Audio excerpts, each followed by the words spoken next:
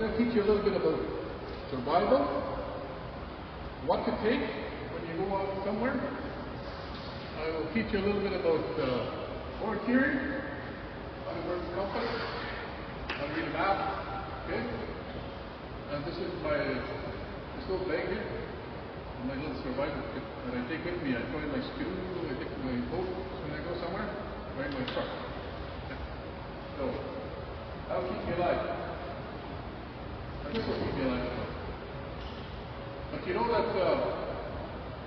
the north, in our area, in our region, can't really get lost. If you know the land, right? You know the land, because how many years ago was a glacier that come back here, receded? Anybody know? About 11,000 years ago, right? It receded through here, it went backwards.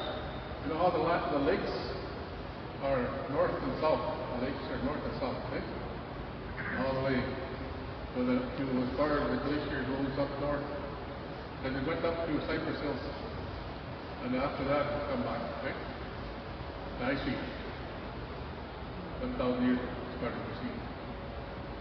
So we have pictographs along some of these tramp lines and lakes and rivers. There's pictographs all over the place with that. Our first people showed up about 6,000 years ago. You can see the pictographs. So we've been here a long time. We've been here a long time. We followed the ice. We didn't necessarily follow it, but we had to let it grow, eh? It have to grow back, the land has to grow back, you have to get the trees, you have to get, so vegetation, habitat. Yeah. Moose, and other animals, right? So, I teach hunter safety, firearm safety, humane trapping techniques as well. And I've done South End, high school in Santa Mission last week.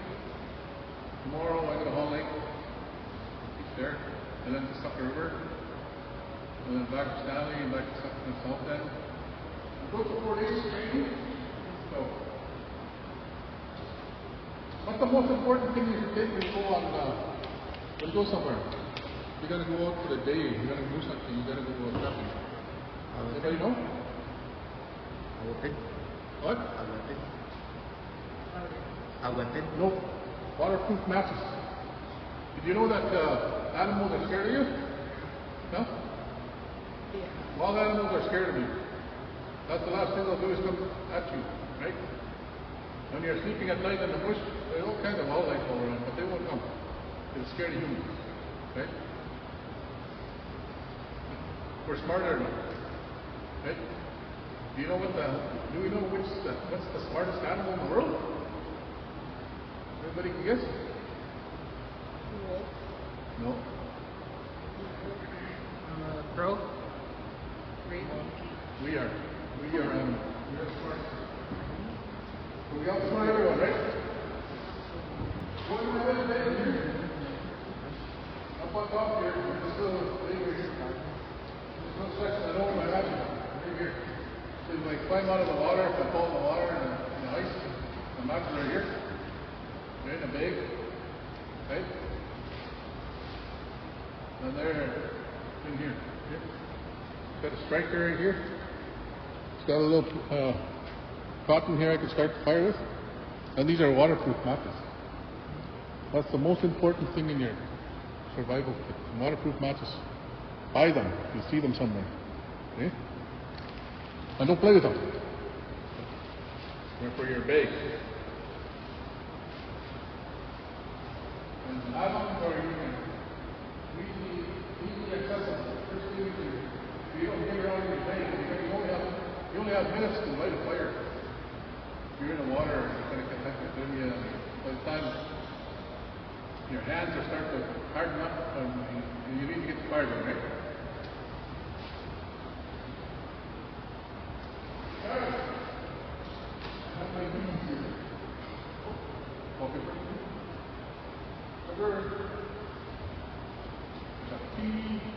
Water.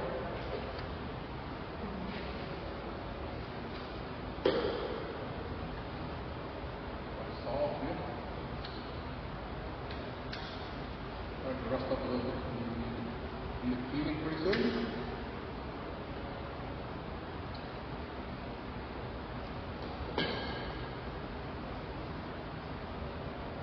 Just in case we're out of the matches and still wandering around in the bush, this is a ferro rod, right? It's really hard to start a fire with this thing though.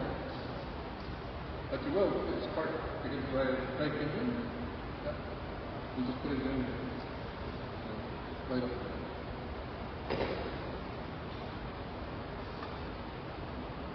Gotta have this. That's where your food is. The line. Make sure you check it once in a while that it works. You know what I mean? Need a bandage. You gotta get hurt. Scratch yourself somewhere. Let's see. You alright? Yes, I'm alright. Have that. You have to go.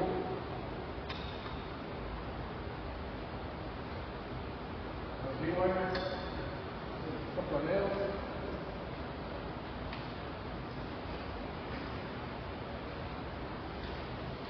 Now another ferro rod is in my bag. That's my back. You know what you got? Another bag. Why would I keep it warm? Nothing over here.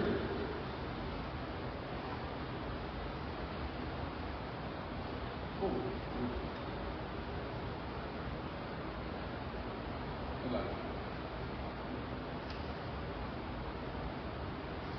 You need one of these. It's dark and fast. You got it in it. Put it on your head and then it works a lot better with only flat.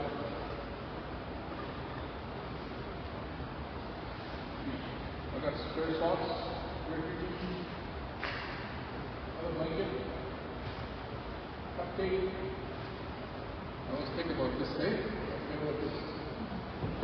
You use it for a lot of things. Start a fire, you can walk somewhere and get cold, right? There's not a first aid kit right here. Got a few other things.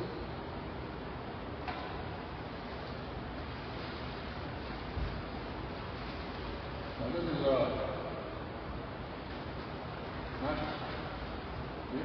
Double bag. There's a garbage bag in here. I can pick up my garbage if I'm not sleeping wrong. Then I got two mattresses. Wooden mattress. Very important.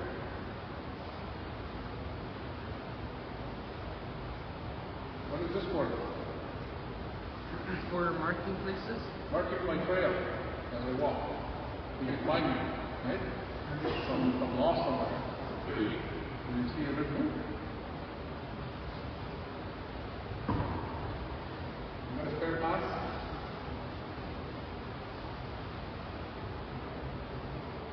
Another knife? You got a hook?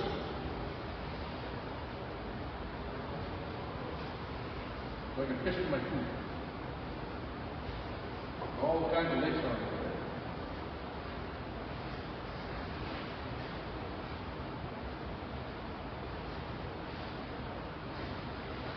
Make sure you have spare socks. Spare socks are very important. This is wet your feet. And then when you go dry your socks and it's cold, make sure you can have those spare socks to keep you warm. Anybody have any questions so far? There's snacks coming. Not that you're hungry or anything, eh? I forget my bag. Or it falls off. And if I lose it somewhere, my sling breaks off, then I still have another spare set of mattresses. So if my sling sheet breaks down 20 miles off my sling, I'm going to be walking so far. But I have walked 20 miles. In a day, no problem. If you're in good shape, you're young, you're not in good shape anymore. I'm getting old. No. But What's the international distress call? You're lost.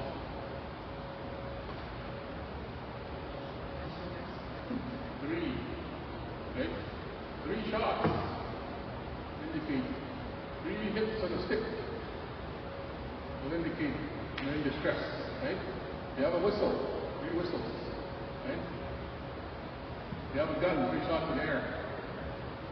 So if I'm out looking for you and you're hunting and you're lost, and the most important thing to do when you're lost, if you find out that you're lost and you don't know where you are, you got to stop and think. Right? Stop and think, because you're going to panic. Saying, oh, I can find my way. But the thing is, after a while, you got to start following your own tracks. And you got to go in circles. Right? You got to stop. I'm lost. What should I do? You know, it's getting dark. I better make a shelter. Right? And then, so you make yourself a little lean. Depends on where the wind is coming from. That's the way you, right? Our prevailing winds are from the west, right? Coming from this way. Because our trees are like this. Right? So that's the way we find a good spot, right? We find a good spot. Close to a lake, whatever, not too far, not too close to the lake, because it gets cold from the lake. Right? So you need a place where maybe there's a tree that's fallen over, and you make yourself a little lean-to there. And then the best warmth you can get is if you build a little shelter in front of your fire like this. What it does is it shoots that fire back, it shoots that heat back for you. And it'll keep warm all night. If you have enough wood, you can keep warm all night. So, and then every once in a while, you hit a couple sticks. People could be looking for you at night, right? It also scares away animals that are nearby, right? Because you're probably scared. A lot of people get scared of animals. You want to, you know, and then that'll attract the people who come in. They might be looking for you over here, and they'll stop and listen, right? Anytime they'll stop and listen, because that's what we do when we go look for people. We'll walk a little ways, stop and listen, right? Try to make as much noise as possible. So that way the person that's lost can hear us. Moving through the bush, either breaking tree branches, whatever it is. As soon as they can hear us, then they can have that distress call. If you know the distress call, you use it. You use it to your advantage. Make a fire. Some of these people that got lost actually started a forest fire in the middle of summer. They found them, right? That one guy in Boston, they cut down a power pole. That's how they found him. He was gone, he was missing for 5 days. He come to a power line and he chopped that power pole down. And they lost power. So they went and found out where the power pole was. And that's where he was. He just chopped it down. But the thing is, he survived, right? He saved himself. You do what you need to do to survive. Right? Don't give up. Don't give up. You need to get out. You need that help there as fast as possible to get hungry, because you can live without food for about 7 days. But you got to drink water. You make sure you drink water, hydrate all the time. Then you can pick berries. There's lots of berries, right? Most important, if you can, your teachers can go and show you what kind of mushrooms to pick, right? Morels, chanterelles. And then also they call it, there's a mushroom they do those, looks like chicken. There's a whole bunch of them. That's edible.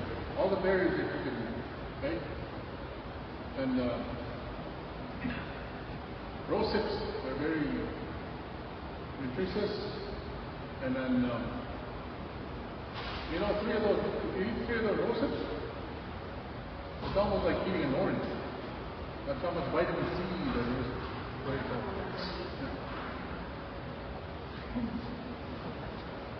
Our natural foods are very, very, very filling.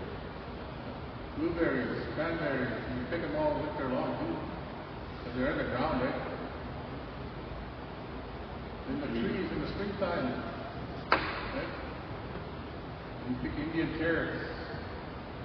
You eat the bark from the trees, the sap that's running in the trees, right? Birds. All kinds of food. I couldn't find my map, but this map right here is a map of our area, right? Officers Camps map. Destination Ventures. He's got these reef marks and everything on here. And you got the routes, eh? Declination. What does declination mean? You probably have never seen this before because everybody has a GPS now, right? Mm-hmm. On your phone, you got the GPS, so you can use it. But if you're in a bush, you need one of these. This is a compass. You use the mirror for looking at yourself. Oh, good looking. Okay? Now this is for signaling, right? 3, right? See a plane going by, you go 1, 2, 3, right? And then you can use it for your when you do your landmark. You have a landmark, right? And you look at it.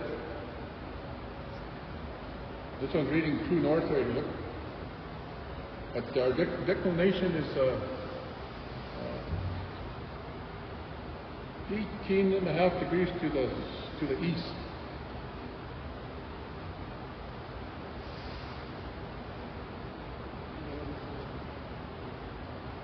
True north right here. This is like magnetic north. That's where the magnetic needle will point. That's this one right here, right? Okay. Now you got to set the declination 18 degrees off.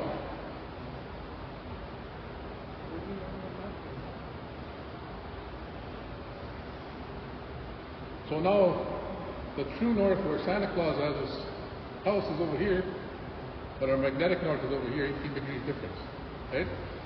Because our Earth is always moving. It's always moving. And then our magnetic north is always moving. It's pointing between the north end of the territories in Canada and near Siberia. That's where the magnetic north is sitting now. But over here is the true north, right? True north is over here where Santa Claus makes his gifts, right? Elks over there and everything, right?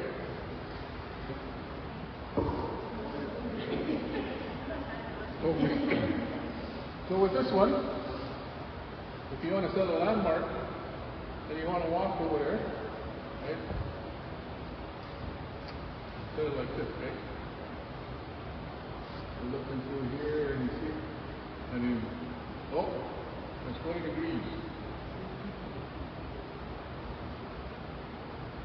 And then you put it into your calendar, your map here, you get familiar with maps. Okay? Stuff like these grids right here, south and north grids, nice.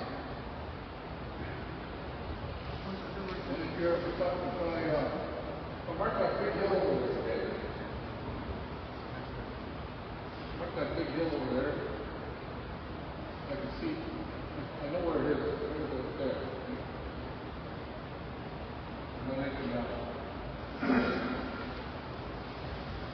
go right here, grab one page. I'm going to go over here, I'll mark it.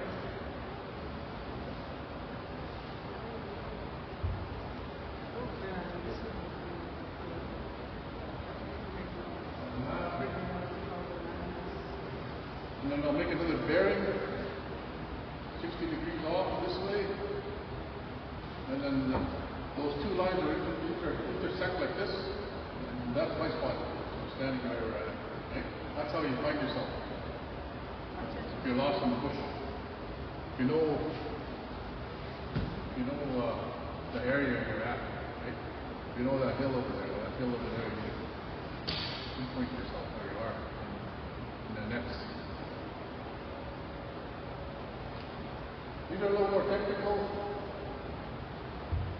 one doesn't need batteries. Right? If you run out of batteries on the GPS, then you're poop. You know where you are. But with us here in the north, like I said earlier, we can't get lost because there's a few things that tell us. The lakes running north and south, right? The trees are pointing to the east, right? The moss on the trees grows from the north side of the tree because it gets no sun, right?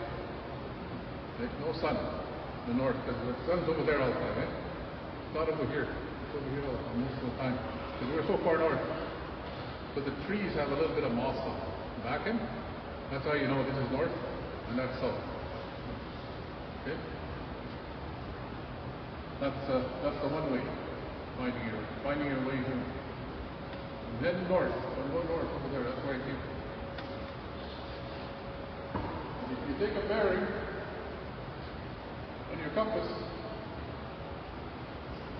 over here, where I'm going, you go over there, and what you do is you move this thing around, right, 90 degrees. And it'll take you back to where you started from. Right? You just got to turn around and come back. That's all that is.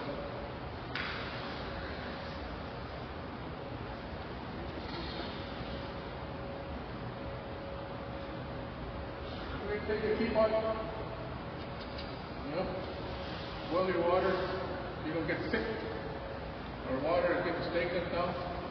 And in most places to get water from, don't take it from the lake. Take it from the river, right? Those little creeks, the moving waters are best water, right? Because it's filtering all the time. It's coming through muskies and different places, and it's coming from the hills. That's the good water to drink, the best water. It might be a little dirty, but that's why they call it spring water. We always go get spring water in springtime. It's melting through the ground, and it's coming through the rocks. And it's the cleanest water you can drink, right? Cleanest water. Not like the water we have here, chlorine, heavy chlorine. Now we gotta boil it because these guys are shutting us down left and right.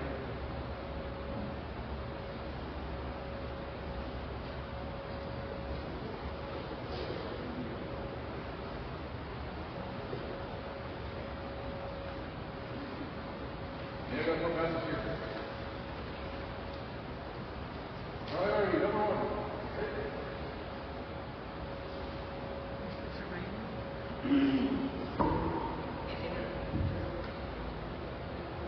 Yeah, I got sunscreen here. And off.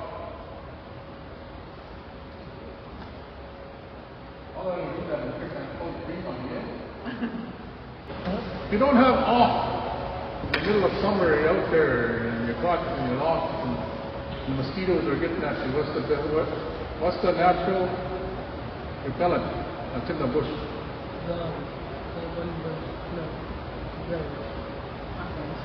What?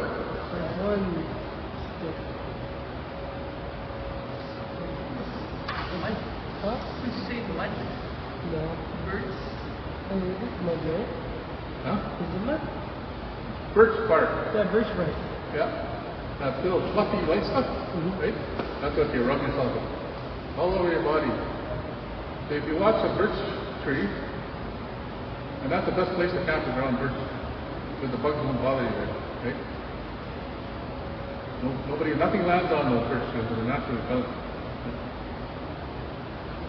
And it's very medicinal too, right? Chaga, chaga grows, and when it starts to die, all that sap runs through a little area where it all gathers and turns into medicine. When should we pick chaga? You know? Everything runs in fours. Okay? And when it's 30 below for 4 days, that's when chaga is, all that medicine is in that wet spot, right? It goes to a warm area, right there. And then you can pick that chaga, just pick it up for yourself. Don't take a whole bunch of it and it's going to sit in your medicine cabinet for many years. You should share it. Share whatever medicine you can gather with other people. Hypothermia. Okay? You know what the signs of hypothermia is? Violent shivering, and you start to slur your speech, right? Then you pass out when you're dead. So, don't drink water. I mean, don't eat the snow. Get warm, right? Because you're thirsty. You want to get thirsty. You want to eat the snow right away, right? Then it replenish your. But you're gonna get colder. So, make a fire. Make a fire. Start getting warm. Get this those blankets.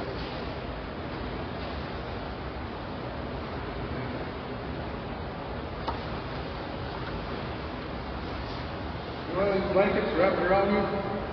Okay? And if you can find grass, you know why grass is very important? Huh? What do we use for our dogs to when they live outside? No, what do you buy? Grass, eh? We cover them in grass and it's nice and warm. They say spruce boughs are supposed to be the survival tool, but they're not. Spruce boughs are frozen, right? They freeze and they're cold. They're good for the bed and stuff like that, so it prevents all that cold from coming through. But you can put grass on top, right? You can put grass inside your jacket, it'll keep you warm. If you've got a thin little jacket on, put some grass in your body. It'll warm you up. That's what dogs use for warmth in the wintertime. Okay? And snow. Snow is very important. Do you know what the temperature of snow is? No? 0 degrees. Did you ever watch movies about Eskimos? How do they make their homes? Out in the bare lands over there?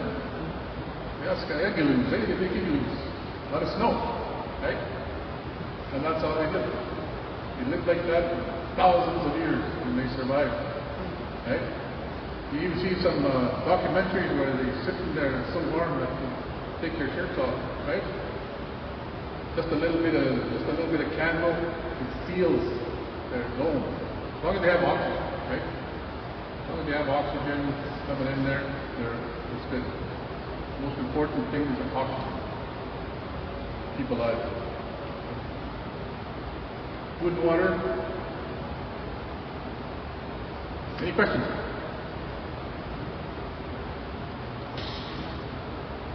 Like I said, if you get lost, don't panic. Admit to yourself you're lost. I don't know where I am. Right? Just stop, think. And if it's getting late towards evening, about 4 o'clock, start building your shelter. Stop walking. Start building your shelter. Because all you got to do is tie yourself up. Build your shelter. Gather your wood. Make sure you get lots of wood to last you all night. Right? Because it's going to get cold, especially in the winter time. It's going to get really cold. So you got to keep up with your heat. Right? You got to fall asleep, right? You got to make sure your fire's lots of wood in it. And throw a lot of wood in before you fall asleep. But you will get tired, very tired. And if you wake up too cold and you can't use your fingers and your fire's out, that's when you run into problems. If you start getting cold, you wake up right away, get your fire going. Okay?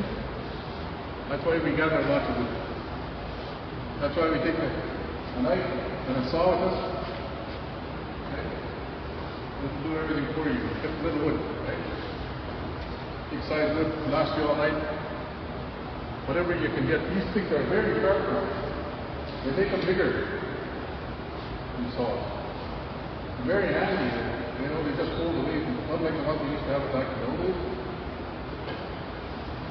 They are very, very, very heavy too.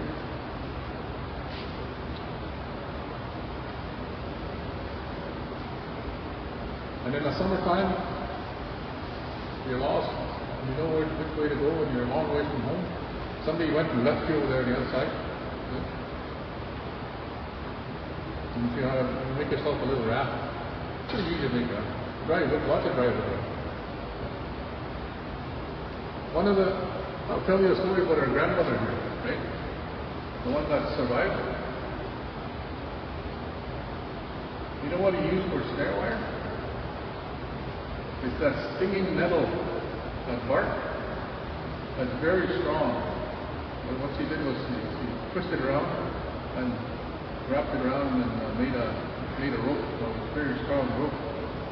And then she used that for her snares, for rabbits, ptarmigans, spruce grouse, right? You know what kind of grouse we have in the community? We now have sharp-tail. Okay? Rough grouse, we have rough grouse, sharp-tail, and spruce grouse. And ptarmigan, we have ptarmigan. We have 4 types. And those ones are easy to get. You can walk up to the urine and then you're going to stitch up. As long as you need a big long stick, put that rope around, you make yourself a rope around there, and you stick up as sleek as possible, and then you get that thing and you wrap it around the neck and you can get that grouse and you can eat good. And you're good for another week, right? Squirrels are really good eating. And there's plenty of them, a lot of them, you can make snares. That's how our grandmother here survived through the winter. And there was also a caribou that fell through the ice there. So she used to go get the meat once in a while there. And whatever she could get, berries, and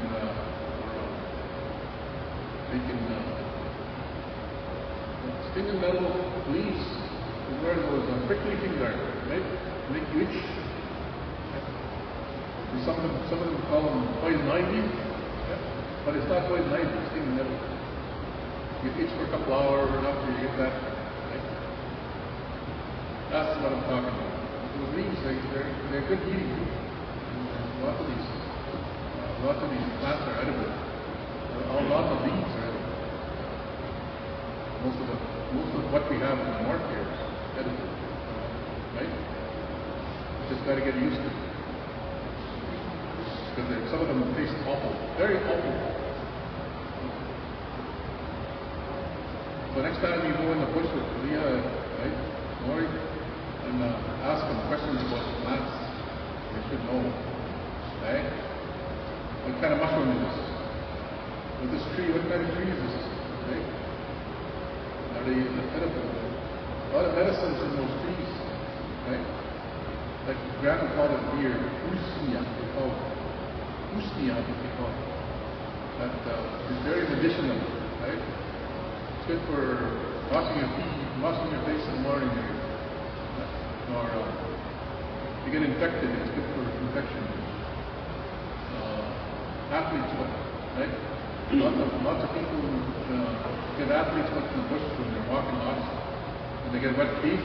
Right? They get really wet feet because they're always walking in the muskeg. And then in the evening, you put those between your toes. What it does is it absorbs all that moisture. And it also has an ointment, like a healing ointment. A healing athlete. Is it Ushnia? Ushnia, it's called. Is that those little mushrooms with that puffy stuff in it? Or? No, that's that grandfather deer that eggs in the trees. Oh, yeah. That's what that is. I didn't know that. Good for bee stings too, huh? Good for bee stings, yeah. Lots of gums and different spruce gum you can use for a lot of things. Like a sore tooth, if you have a sore tooth, you put that in there. It's a natural medicine. Different things. Not only for glue, but we use it for a lot of things. More mosquitoes they are as you're going towards the water. You know you're close to water. And there's bees. There's sea beehives, right? Sea beehives because they hang around shorelines. That's where they live. They have to be near water because they drink water. Yeah. And then they get the mud. The mud from the shorelines is what they make their beehives out of, right? You ever wondered what they make their, even those barn swallows, that's what they do. They use mud to make their nests.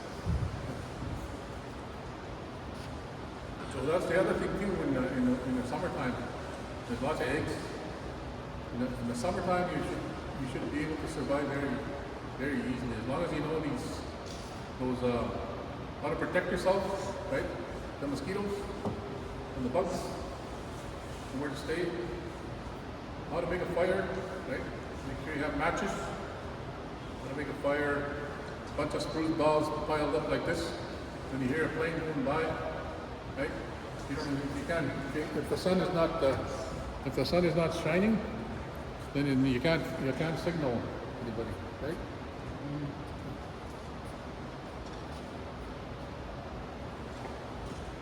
Three signals, right? 3 signals? International distress call of any kind. You can hit a stick 3 times, right? And every so often, don't do it all the time, right? Somebody might be walking over there and they'll listen. Oh, over here, I hear 3. Somebody's in trouble. So I better go, right? And I'll come and help you. Most hunters, most people that go hiking, they take their survival gear, right? Making sure they can make it through in case something happens. A lot of people take their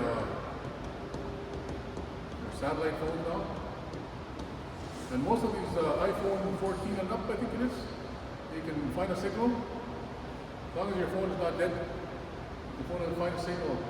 Satellite signal that you can phone. I had to do that once. We ran out of gas. There's no signal.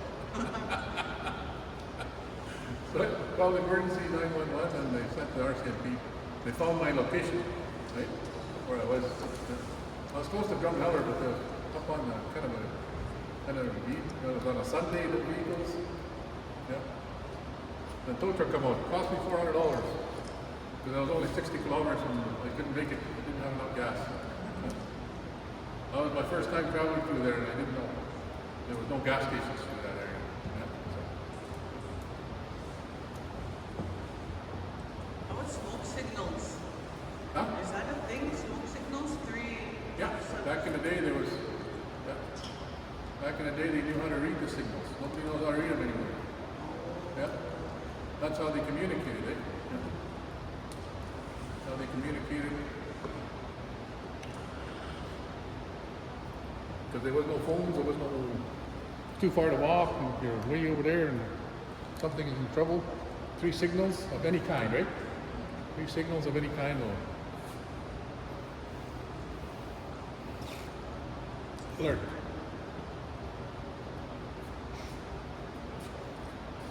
Yesterday, I usually check the ice to go.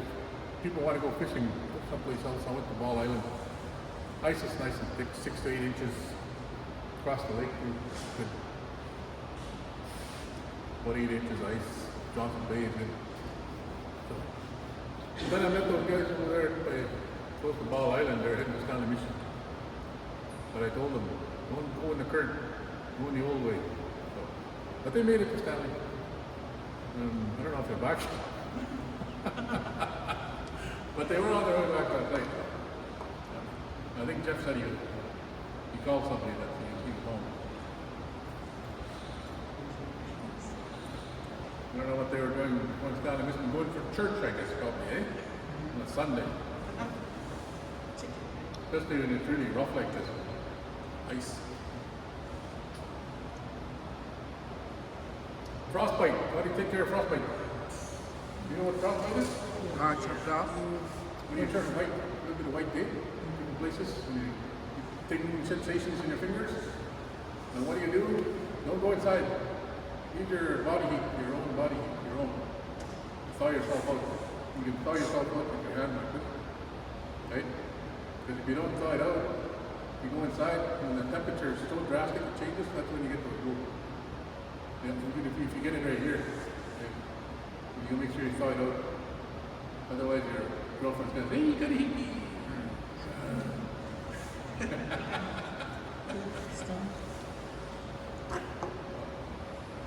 That's the way to, you know, get warm, making sure that you take care of your closet. But don't use snow, right? Snow is 0 degrees, your body heat is at 36 to 37, right? The natural temperature of the body heat. You use snow, you're gonna make it worse. That's what they used to tell us back in they use snow. But that's the thing, it'll make it cold. Snow, remember, snow is 0 degrees. And your body, what? 37?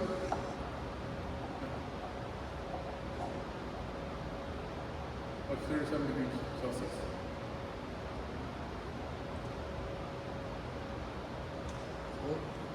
Calculate it. Use your phone. Okay? Yeah, it's fun. Right now, there's so much you can do now. Not going to small.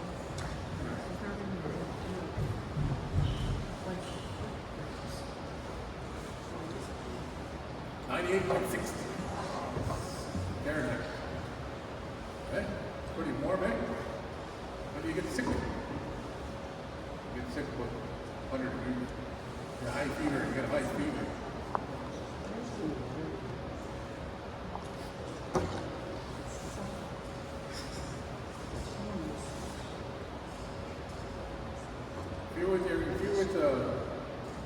They don't recommend that you, for hypothermia, when somebody's cold, you start to shiver, there's slurred speech, you know they're cold, keep them warm, wrap them in a blanket. Back in the old days, they used to tell us, they used to say, get naked and go body heating them. That doesn't work. You give yourself hypothermia. Now both of you are hypothermic and there's nobody to save you, right? So just keep them warm, get them warm, make a big fire, make some tea, warm liquid inside, we'll bring that core temperature back up to 37, right? If it drops below 35, it's pretty dangerous for your core temperature. Yeah, just get them out of the weather, wrap them in a blanket, warm coffee, water. Okay? So you should never get lost in the north. But if you're down south, when you go hunting down south lots, I'll go purchase a map from the local area, and I'll take my map with me and my compass, just in case I get caught, get lost, because I don't know the area. It's mostly flat ground, eh? Oh, yeah. Yeah. And if I go in a bush a long ways and I'm chasing moose, whatever it is, and I get turned around, I don't know the terrain. The map and compass will help me out. I'll find my way back.